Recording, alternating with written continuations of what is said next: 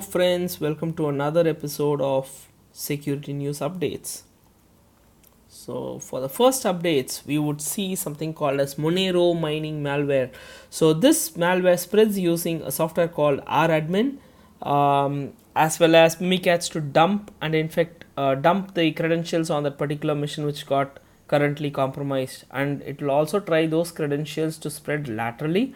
If that's not possible, it's going to propagate via the vulnerability which was used in WannaCry. Well, that's right.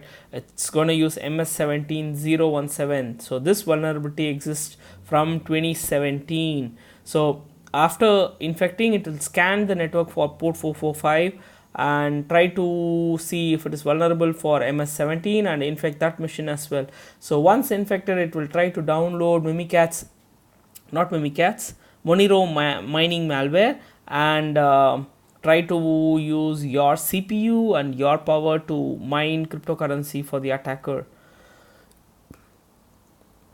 So the next one is how should we think about cyberspace? This is an interview given by General Paul Nakasone of US. So he's the director of NSA. So he says that any nation is in constant contact with its adversaries and they are constantly improving on how that contact is done, right?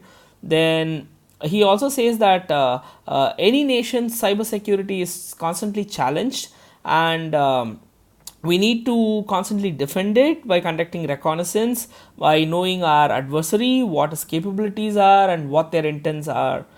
Then superiority in cyberspace is always temporary, so it may be achieved for some time, but sooner or later somebody else would go above, so you have to constantly be in the race. Then the threats are so persistent in cyberspace because the entry barrier is very low. So anyone with a normal computer can and an internet connection can hit another country's infrastructure across the globe if required. So and the attacks which are required to attack another system is often available out there on the internet. It's just that it needs to be repurposed appropriately. Then cyberspace, he also goes on to say that cyberspace would favor only those who constantly try to improve their defenses, try to find new accesses and upgrading their capabilities. So it's an interesting perspective to how to think about cyberspace. So the next one is with respect to banking malware trying to deploy Google reCAPTCHA. So what happens here is the victim gets a fake transaction email which causes panic, and the user would click on the link. So when the user goes to the particular phishing website, the website checks the user agent if it's from what kind of a browser, like say if it's Chrome or a Mozilla or Internet Explorer. Then if it is from one of these three, then it proceeds on to the fake page. If not, say if the connection originated from say Google search engine, then Google search engine would have its own user agent value. If that web server sees this value, then it will return a 404 page not found to Google search engine, just so that this phishing page is not indexed on Google searches.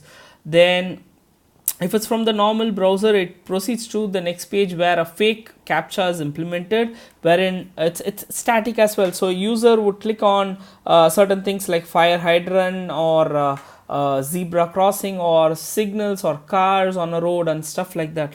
Then once they click on that and click on submit that I'm not a robot, it's going to check your user agent once again to see if it's an Android phone. If it's an Android phone, it will ask you to download an APK file and get it installed on your phone, just so that it can intercept on all the OTP communications, one-time passwords which you receive over your SMS. If it's going to be your computer, then a zip file gets downloaded to your machine with an instruction as to how you need to install the particular file, which is nothing but a malware which intercepts your banking related traffic once again. So if you are a person who received this kind of an email, you better call up the bank directly on their phone number, asking them if such an email which came to you is really originated from them or not. So, Duo Labs did an interesting case study wherein they say that 1/3 of all Chrome extensions request access to users' data on any site. So, if you have these extensions installed and go to any website, all those datas are accessible by these 1/3 Chrome extension plugins. So, they got to know about this via the new tool, the CRXcavator, and they also came up with this particular service wherein, as system administrator, I could install this particular extension throughout the systems in my organization and see what kind of extensions do my users in my organization have on their Chrome browsers, and if deemed malicious, then I can go ahead and revoke that particular extension of Google Chrome. So they also release other statistics that 77% of the extensions do not have a support website, and 84% do not have a proper privacy policy in place. So that's about Google extension plugins. The next one is with respect to Windows servers are vulnerable to IIS resource exhaustion DOS attacks. So what happens here is malicious attacker tries to send a crafted packet with the HTTP 2.0 standard. So the moment this particular packet is received by the web server, the CPU spikes to 100% and remains there till the time the malicious connection exists, or killed by it is killed by the IIS server. So currently this website claims that Beeping Computer, this link claims that there is no known workaround, but Microsoft advises some patches to be installed, which is given on this particular link, which you could go and take a look. So with that, we come to the end of today's news. Bye. Thanks for watching this video. Bye bye.